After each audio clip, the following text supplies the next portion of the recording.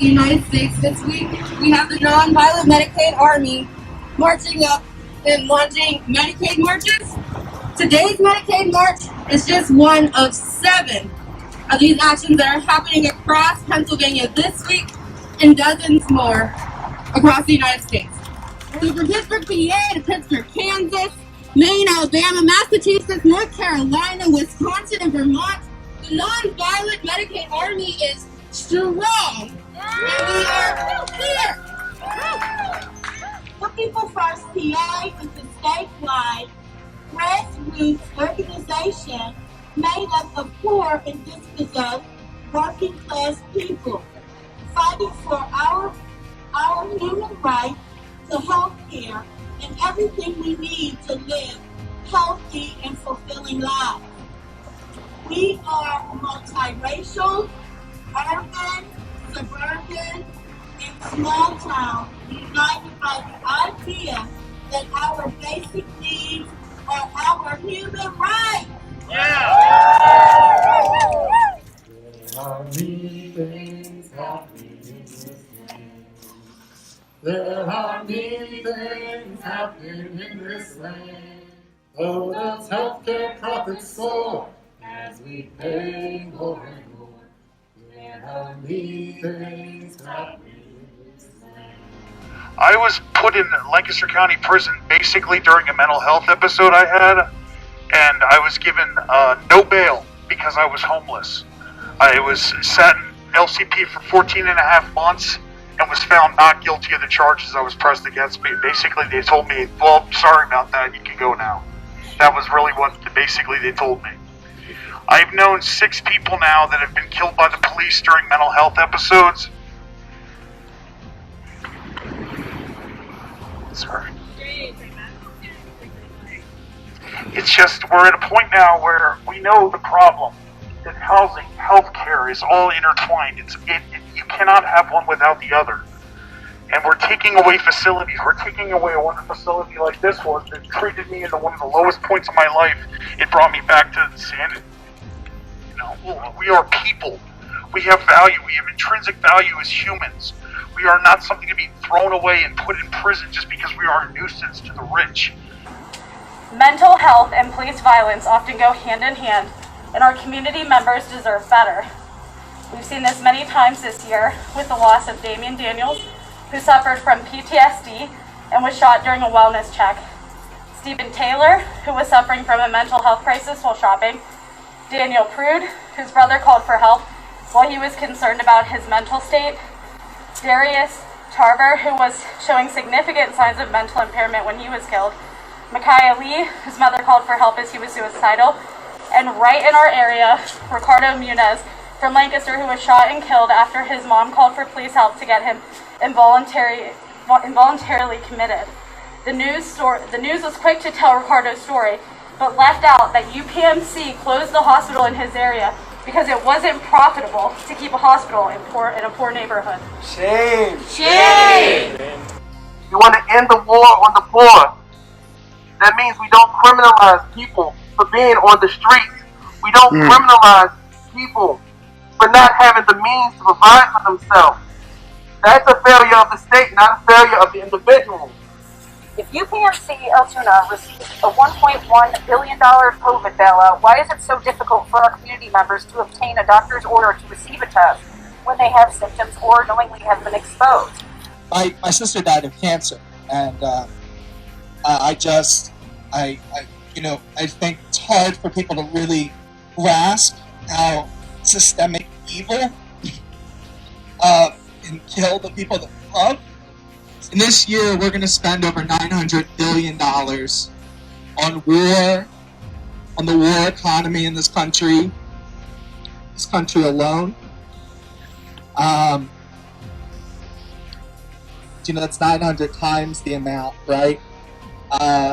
You probably added up all the money we've ever spent on cancer research. It's probably maybe $100 billion. Again, a huge amount of money, but nothing compared with what we'll spend in 1 year just to kill our brothers and sisters, the working class overseas. Human suffering is something that we can actually end, and we have to envision that.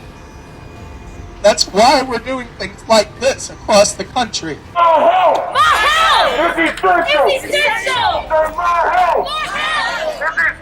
It's essential! It's essential! Say more help! It's essential! When working as a home health care worker, I've never had health care.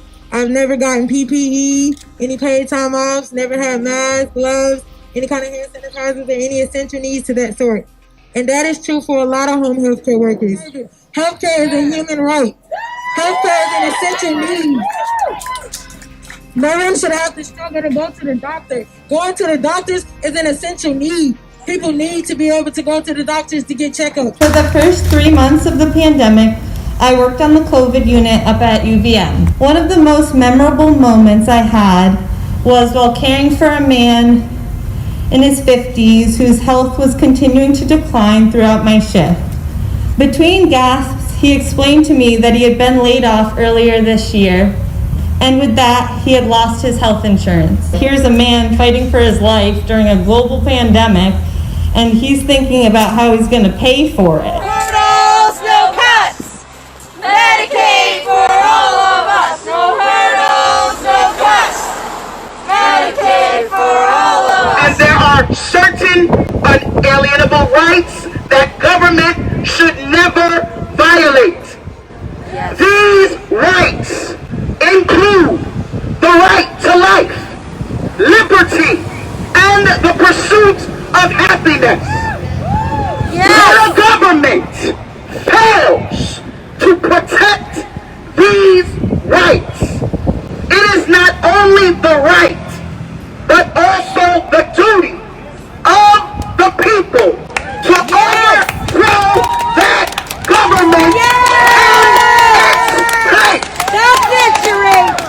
Most of us are just one emergency away from being in the streets ourselves. Most of us don't have the money, we don't even have the ability to save money to be able to prepare ourselves in case something happens. And this is because of a corrupt system that puts profit over people. Yep. It chooses property over people. Yep. Right? And they don't want to change that.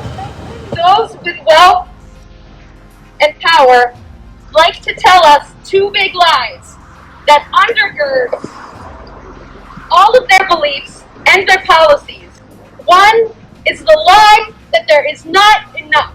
They wring their hands, they shake their heads, they sign their names to laws and policies while they tell us that there is not enough to go around. We can't feed everyone. We can't house everyone. We can't insure everyone. These are bald-faced lies, and I call bullshit on it. Yeah. Their narrative tells me, a white woman, that black and brown people are a threat to my safety. That black and brown people are the real lazy ones who are loafing up the system. Their narrative, their fictional narrative of the ruling elite is designed. It is a strategy to get us to hate each other, to get us to compete over the meager scraps that fall from their table. I think enough is enough with colonialism 101. Divide and conquer strategies. Again, divide and conquer strategies. Let us unite on common needs. That is you and I surviving every day. Health care is a human right. Yes. Healthcare is a human right. We're here to call for an end to pandemic profiteering. It is unconscionable and immoral and just outright cruel that there are healthcare companies like UPMC still standing to make money while we continue to suffer. We are standing here today to call for Medicaid expansion to make sure that all the poor and dispossessed in this state and in this country have access to the health insurance and health care that they deserve. Because health care is a human right. It is not a privilege. Health care is a human right. And never stop us. Let's go down and march out as the poor. We rise together, we rise together, we rise.